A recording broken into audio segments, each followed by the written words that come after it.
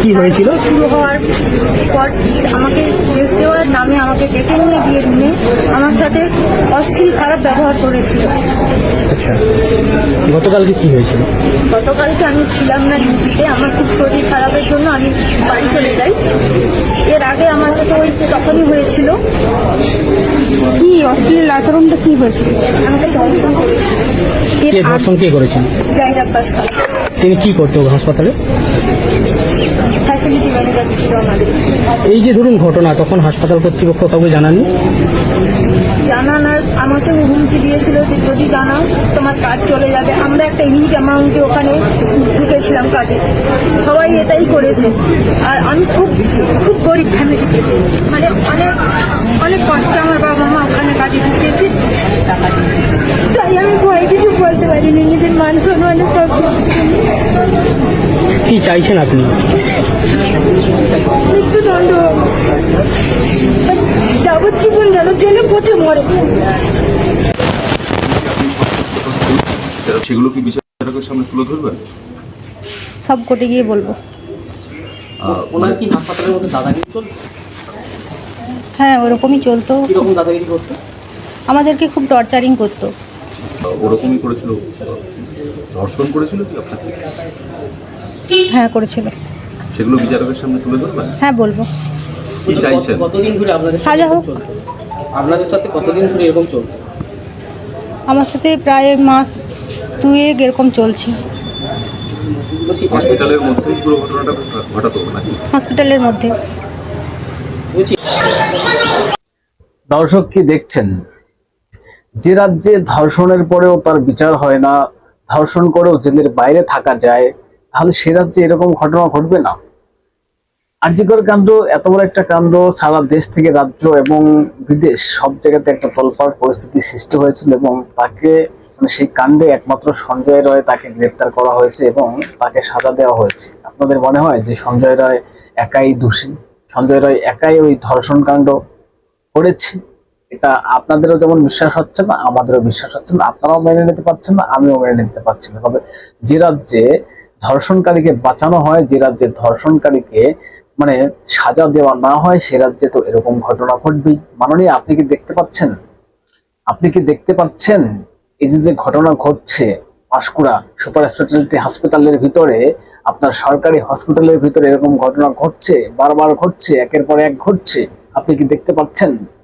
প্রিয় দর্শক, আমি নয়নরা, আপনারা দেখছেন হাবড়া টিভি। দর্শক, কারো পাঁচাটার সুযোগ নেই, পাঁচার দাস নেই। অথেন্টিক বাস্তব রিয়েল ঘটনা বলছি, যেটা সত্য সেটাকে স্বীকার করতে হবে, অন্যায়ের বিরুদ্ধে প্রতিবাদ করতে হবে। অন্যায়ের বিরুদ্ধে আমাদের প্রতিবাদ চলছে, চলবে। তবে আপনাদের বলবো চ্যানেলটা সাবস্ক্রাইব করে 5 তখন সঙ্গে দেখুন। দর্শক, এবার পয়েন্টে আসি। এই মেয়েটার বক্তব্য আপনারা শুনলেন। বক্তব্য পরিষ্কার যে তাকে দিনের পর দিন টর্চার এবং তাকে ধর্ষণ করা হতো। একটা সময় মানে মুখ খুলতে বাধ্য হয়েছে। মানুষ কখন মুখ খোলে?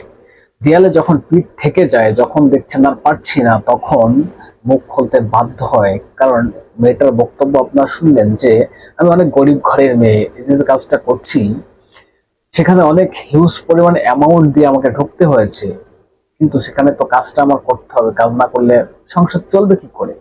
এই হচ্ছে পরিস্থিতি। কিন্তু সেখানে গিয়েও শিকার, মানে সরকারি হসপিটালে গিয়েও শিকার। এক তো মানে সরকারি হসপিটালে নিয়োগ হচ্ছে না, থার্ড পার্টি অর্থাৎ ঠিকাদারকে দিয়েছে নিয়োগ দেওয়ার জন্য। এই যে ধর্ষণ করেছে, এনার নাম হচ্ছেন জাহির আব্বাস।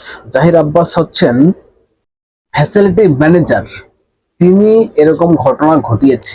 ভাবুন একবার। কারণ যে রাজ্যে বিচার নেই সে রাজ্যে তো এরকম ঘটনা ঘটবেই। কারণ যদি বিচার থাকতো তাহলে এরা আর এটাকে সাহস পেত না, এরকম ঘটনা ঘটানোর সাহস পেত না। বিচার পাচ্ছেন না বা বিচার হচ্ছে না বলে তাই তো এরকম ঘটনা ঘটবেই, রাজ্য জুড়ে ঘটবে, এখানে আর বলার কোনো সন্দেহ নেই।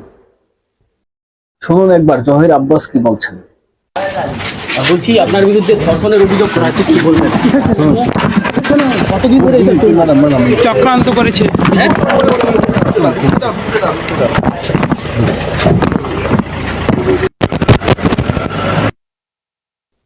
দর্শক শুনলেন, বলছে এটা চক্রান্ত হচ্ছে তার বিরুদ্ধে। আমি আপনাদের দেখাবো যে হসপিটাল সুপার কি বলছে। তার আগে দেখুন পরপর দুটো ভিডিও। খুব বিক্ষোভ হসপিটালের সামনে, জহির আব্বাসের ফাঁসি চাই এটার দাবি উঠছে এবং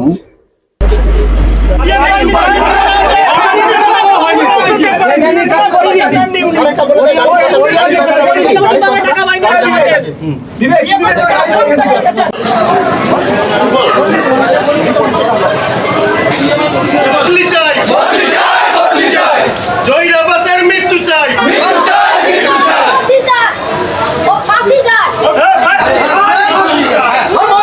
আপনার গাড়ি তেল ভরতে এই কথাটা সত্যতা রয়েছে? না, গাড়ির তেল ভরে দেওয়ার ব্যাপার নেই। ব্যাপার হচ্ছে ওনার এত ব্যবসা ছিল, গাড়ি দিতে পারতেন না। সেক্ষেত্রে আমি আমার পার্সোনাল ভেহিকেল নিয়ে আসি এবং সেটার যা সরকারি চার্জ হয় সেটুকু অফিস থেকে আমি ক্লেম করি। ওনার সঙ্গে তো কোনো ব্যাপার নেই। উনি গাড়ি না দিতে পারলে তো আমাকে তো গাড়ি হায়ার করতেই হবে, এইটুকুই। গাড়ির তেল কেন ভরে দেবে? ওনাকে প্রমাণ দিতে বলুন। এইসব কোনো জালিয়াতির সঙ্গে ওরা এখন মাথা গরম করে কী সব বলছে জানি না। আপনি জিজ্ঞেস করতে বলুন যে এরকম কোনো ব্যাপার আছে কিনা। একাধিক ধর্ষণ ঘটেছে এই হাসপাতালে, সেটা তো আমি কালকে নিউজ বাইটে দেখলাম এবং অভিযুক্তও বললেন, কিন্তু এর আগে তো কোনো সময় কেউ আমাকে জানায়নি। আপনি তো হসপিটালের সুপারিনটেন্ডেন্ট, আপনি সর্বোচ্চ পদে রয়েছেন, আপনি জানেন না আপনার হাসপাতালে এত কাণ্ড ঘটে যাচ্ছে? সরকারি হাসপাতাল নিরাপত্তা কোথায়? ছুটির দিনে দেখুন, রবিবার যদি আমরা ওদের ভরসায় থাকি, ওরাই তো আমাদের সিকিউরিটি গার্ড, রিলায়েবল ফেসিলিটি আমাদের security guard, ward boy provide করে, স্ক্যাভেঞ্জার। আমাদের সিস্টাররা, আমাদের ডক্টররা ওনার ভরসায় থাকেন। এবার ওনারা যদি এরকম ঘটনা ঘটেন, আমরাই তো এখন নিরাপত্তাহীনতায় আছি। আমার স্টাফ নার্সরা বলছে আমরা স্যার কী করে থাকবো? ওরাই তো আমাদের সিকিউরিটি, আমরা তো ওদের ভরসায় থাকি। দীর্ঘদিন ধরে হয়ে আসছে, দীর্ঘদিন ধরে। আমি কালকে তো তাই শুনলাম যে এরকম নাকি উনি অত্যাচার দীর্ঘদিন ধরে করছেন, এবং এরকম তো যদি করে থাকেন ওনার সর্বোচ্চ শাস্তি আমি সরকারের কাছে, পুলিশের কাছে দাবি করব। এবং আমি কালকে আইসি সাহেবকে জানিয়েওছি যে আপনি ইমিডিয়েট অ্যাকশন নিন, আমার এরকম এমপ্লয়ির সঙ্গে নাকি এরকম ঘটনা ঘটেছে, এবং বলার সাথে সাথেই উনি অ্যারেস্ট করেছেন। বিক্ষোভকারীদের দাবি এই হাসপাতালের রুম দখল করেছিল। হ্যাঁ, তা তো বলছে। এবারে অ্যাসিস্ট্যান্ট সুপার তো আমাকে কখনো এরকম জানায়নি যে ওনার পার্সোনাল রুম আছে। যেটুকু জানি ওনাদের জন্য চেঞ্জিং রুম দেওয়া থাকে, যেহেতু ফিমেল স্টাফ মেল স্টাফরা আছে, বাইরের ড্রেস পরে আসে, হসপিটালের কোম্পানি ড্রেস চেঞ্জ করার জন্য ওদের চেঞ্জিং রুম দেওয়া থাকে। পার্সোনাল কোনো রুম কাউকে দেওয়া আছে বলে আমার জানা নেই। আপনি সুপার, আপনার নজর এড়িয়ে এত কাণ্ড ঘটে যাচ্ছে, দায়টা তো আপনারই। দায় যদি আমার ঘাড়ে আসবে, যতটা আসে, যা শাস্তি হয় হবে। কারণ আমরা তো দেখুন ওদের ভরসায় হসপিটাল থাকে, হসপিটাল আমাদের ভরসায় থাকে না। দর্শক শুনলেন হসপিটাল সুপারের বক্তব্য, ম্যাও ম্যাও ম্যাও করছে। ইনি নাকি হসপিটাল সুপার, মানে তিনি বলছে আমরাই হচ্ছে অনিরাপদে ভুগছি। মানে কি বলবো বলুন, এনাদের মতন লোক হচ্ছেন সুপার। আদৌ কি এনার হসপিটাল সুপারের যোগ্যতা আছে? যোগ্য ইনি ম্যাও ম্যাও করছে বিড়ালের মতন, বলছে আমরাই মানে টেনশনে আছি, আমরাই টেনশনে আছি। কি বলবো, কি করব, ওদের উপরে তো সবকিছু থাকে। মানে এই হচ্ছে সুপারের বক্তব্য।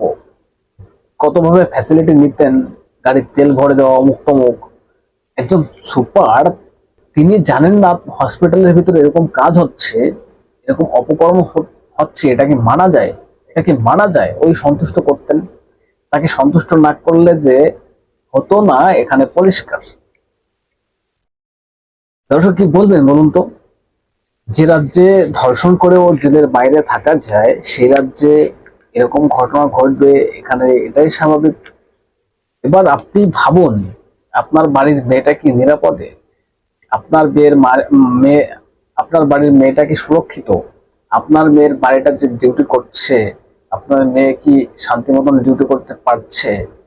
সব কথা কি আপনাদের সঙ্গে শেয়ার করতে পারে? এই যে মেয়েটা বলছেন, আমি তো সবকিছু শেয়ার করতে পারতাম না, মান সম্মানের ভয়তে কিছু বলতেও পারতাম না, কারণ আর্থিক দিক দিয়ে মানে টাকা পয়সার দরকার, হিউজ পরিমাণে একটা টাকা পয়সা দিয়ে তাকে ঢুকতে হয়েছে, এবং সেখানে 8-10 হাজার টাকা স্যালারি। মানে ভাবুন, সরকারি তো নিয়োগ হচ্ছে না, তারপর থার্ড পার্টির হয়েও সেখানে হিউজ পরিমাণ টাকা দিয়েও তারপরে ওই 8-10 হাজার টাকা স্যালারি দিয়ে মানে সম্পূর্ণ কাজটা তাদেরকে দিয়ে করে না। মানে সরকার এদেরকে পয়সা দেয়, কিন্তু সেই পয়সা, বেশিরভাগ পয়সাটা এনারা খেয়ে মানে ওই 8,000-10,000 টাকাতে কর্মী নিয়োগ এভাবেই তো এরা কাজ করছিলেন। তারপরও তারা সুরক্ষিত না।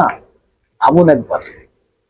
ওই একটাই কথা বলি, যে রাজ্যে ধর্ষণ করে মানে সাজা হয় না, ধর্ষণের পরেও জেলের বাইরে দিয়ে ঘুরে বেড়ায়, বুক ফুলিয়ে ঘুরে বেড়ায়, তাহলে সেই রাজ্যে তো এরকম ঘটনায় ঘটবে। দর্শক কি বলবেন এসব নিয়ে? আপনাদের গুরুত্বপূর্ণ মতামত জানাবেন কমেন্টস করে, এবং নজর রাখবেন হাবরাইট চ্যানেলটা সাবস্ক্রাইব করে পাশে থাকবেন, সঙ্গে থাকবেন।